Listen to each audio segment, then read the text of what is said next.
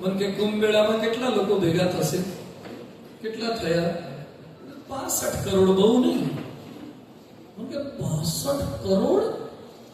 તમારી અમેરિકાની વસ્તી કેટલી? 34 કરોડ. કેનેડાના 7-8 કરોડ. બ્રિટનના ભેગા કરો, ફ્રાન્સના ભેગા કરો. મેં તમારા બધાનું ગ્રાન્ડ ટોટલ કરે ને એટલા તમારે એક મહિનામાં ગંગામાં ડૂબકી મારી ગયા. 65 કરોડ તો ડૂબકી મારી ગયા. મને 65 કરોડ નાયા. 65 કરોડ નાયા. અમારા લોકોને નાતાય આવડે પાણીમાં અને પાણી વગર નવડાવતાય આવડે. ભલભલાને પાણી વગર નવડાવી દે અમારા ભારતીય લોકો. અને મેં કીધું તમારા જે છે એ તો પાછા રોજ નાતાય નથી, ટીસ્યુ વાળા છે. મને કે તમારે, મેં કીધું અમારે કાચ પેપર વાળા છે, લોકોને જ ગહી નાખે. પણ ભારતની આ સ્ટ્રેન્થ છે. આપણે જે નક્કી કરીએ છીએ 2 અબજ માણસોને વેક્સિન આપનારો એકમાત્ર વિશ્વનો દેશ હોય, ઇટ્સ એવર ઇન્ડિયા, આપણો ભારત છે. 2 વાર વેક્સિનેશન પ્રોગ્રામ અને પાછા બૂસ્ટર ડોઝ એટલે 2 અબજ વેક્સિનેશન પ્રોગ્રામ થયા છે. કોઈની તાકાત છે આટલાના વેક્સિનેશન પ્રોગ્રામને કરવા? એ ભારતની સ્ટ્રેન્થ. અને ભારતની અત્યારે સૌથી મોટી કોઈ તાકાત હોય તો યુવા પેઢી.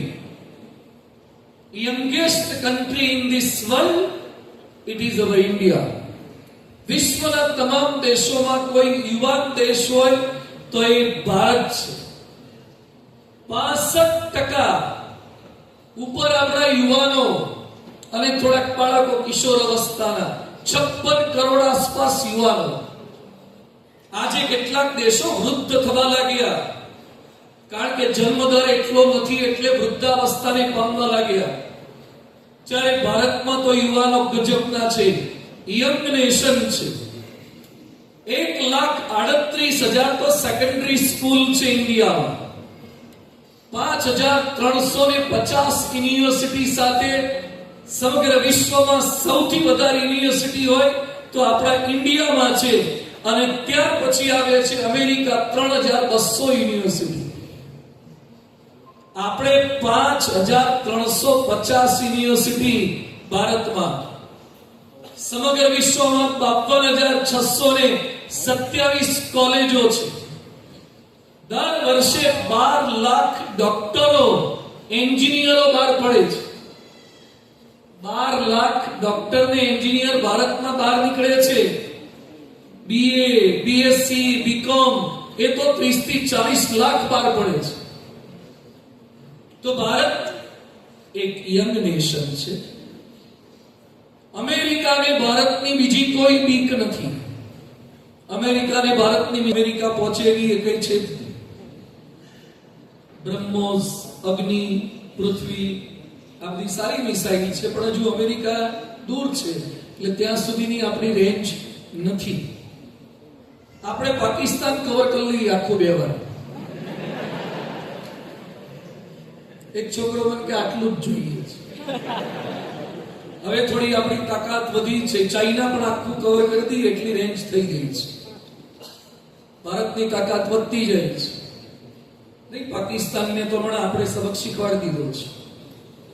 એ લોકો એની પાસેથી પૈસો કેમ લેવા?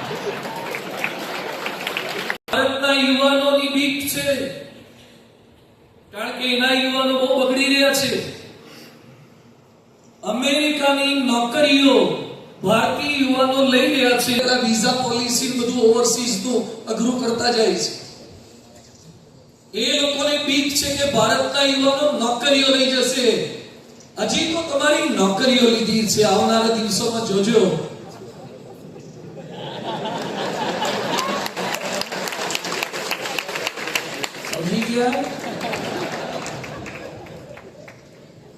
ગુજરાતમાં ગોરીઓ કામ કરતી હશે, ધોળીઓ કચરા પોતા મારતી હશે.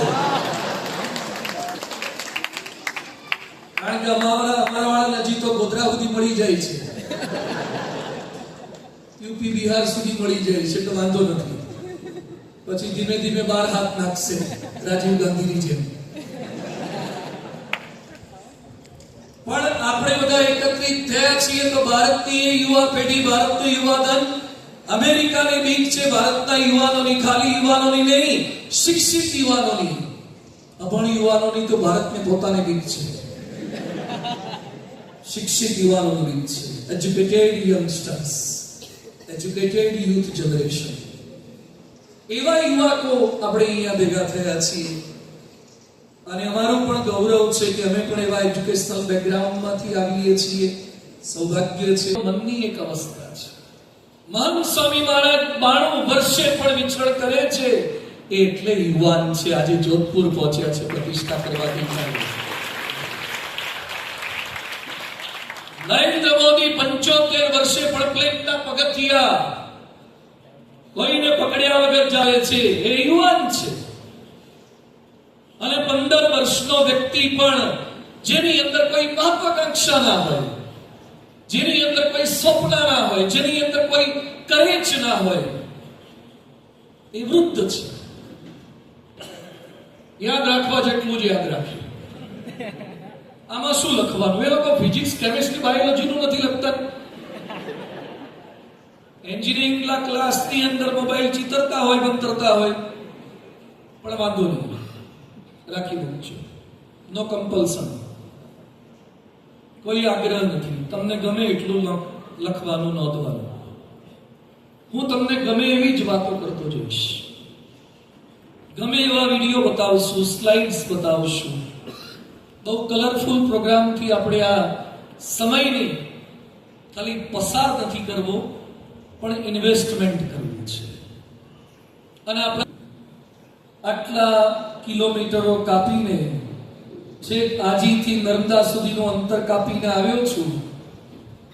Not for a single rupees, not for a single garland. કોઈ હાર તોરા માટે, કોઈ ભેટ માટે આવ્યા નથી, પણ તમે વિશ્વને ભેટ આપી શકો ને એવા યુવાનોને તૈયાર કરવા માટે આવ્યા છે. ઇન્ડિયા પાકિસ્તાન એટલે આ લોકોએ આજે જ સિલેક્ટ કર્યું, નહીં તો કાલે જી તમારી પેલું થઈ જાય. પણ વાંધો નહીં, આગળ તો એકવાર આપણે એ લોકોને સબક શીખવાડ્યો છે. ફરીથી પાછું આવતીકાલે પણ હિસ્ટ્રી વિલ રિપીટ ઇટસેલ્ફ. આગળ તો એ લોકોને 7 વિકેટે હરાયા છે ને. અમે રાઈટ ઓર રોંગ? હું બધું જ ક્રિકેટનું જાણું છું, કહેતો જઈશ મારા પ્રવચન દરમિયાન. 7 વિકેટે આપણે હરાયા છે. અને પેલો ચહલીઓ એ ચહલ પહલ થઈ ગયો. So life is not only the cricket on screen. ખાલી સ્ક્રીન પર રમાય ક્રિકેટ નથી. ત્યાં લાઈફમાં બેટ જુદા છે, સ્ટમ્પ જુદા છે, બોલ જુદા છે. એમ્પાયર તો દરેક પરણેલાના ઘરે હોય જ છે. લેગ એમ્પાયર કો કે થર્ડ એમ્પાયર કો, એનો જ નિર્ણય આખરી હોય છે. જે મેરિડ થયેલા છે એને ખબર હશે, કુંવરાઓને હજી ખબર ન પડે. એ લોકોને એમ લાગે કે આપણું ધાર્યું થાય, પરણો પછી ખબર પડશે. એમાં આપણે જીત કઈ રીતે છે? આપણું ગમતું કંઈક મળી જાય તો જીત, આપણું ધાર્યું થાય તો જીત, આપણી ઈચ્છા મુજબની વસ્તુ, વાનગી, વેશભૂષા, પ્લેસ, વાતાવરણ, આ બધું મળી જાય તો જીત. થોડીક સ્લાઇડથી પહેલા આપણે સમજીએ એ વાતને. અહીં અમારી પાસે ઓપરેટિંગ સિસ્ટમ નથી, એટલે એવી ડિપાર્ટમેન્ટમાંથી એ લોકોને વિનંતી છે કે ફોલો માય ઇન્સ્ટ્રક્શન. લાઈફમાં હાર ગમતી નથી, જીત જ ગમે છે. શેમાં?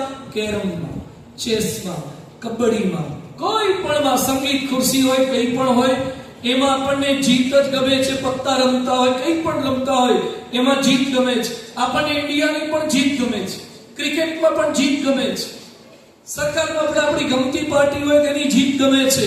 પણ આજે જે મારે વાત કરવી છે એ જીત એ ખાલી સ્કૂલની નહીં, ક્લાસની નહીં, તમારા સિટીની નહીં, આપણા સ્ટેટની નહીં, ઇન્ડિયાની નહીં, એશિયા કપની, આઈપીએલની, એ બધી નહીં. જીત જાતની જીત, મારી પોતાની જીત. આના પર વાત કરવાની છે. મારે જાતે જીતવું છે. આખી ટીમ જીતી ગઈ હોય પણ તમે 0માં આઉટ થયા હોય તો you will not enjoy the celebration. તમને મજા નહીં આવે. ટીમ જીતી ગઈ હોય, ભારત જીત્યું હોય, ભારતમાં કેટલાય લોકો આઈફોન ખરીદે પણ તમારી કેપેસિટી રેઝ ના થાય તો આનંદ ના આવે. we have to raise our capacity. આપણે આપણી કેપેસિટીને બદલવાની છે, વધારવાની છે. તો આપણી જીત કઈ રીતે પ્રાપ્ત થાય? જિંદગી હર કદમ એક નઈ જંગ है. જિંદગી એ સતત સ્ટ્રગલ છે. It's not staircase. જિંદગી એ પગથિયા નથી, સીડી નથી કે બે પગથિયા સેમ ડિસ્ટન્સ ના આવે. એ ગિરનાર છે, ક્યારેક ચડવાનું આવશે, ક્યારેક ઉતરવાનું આવશે.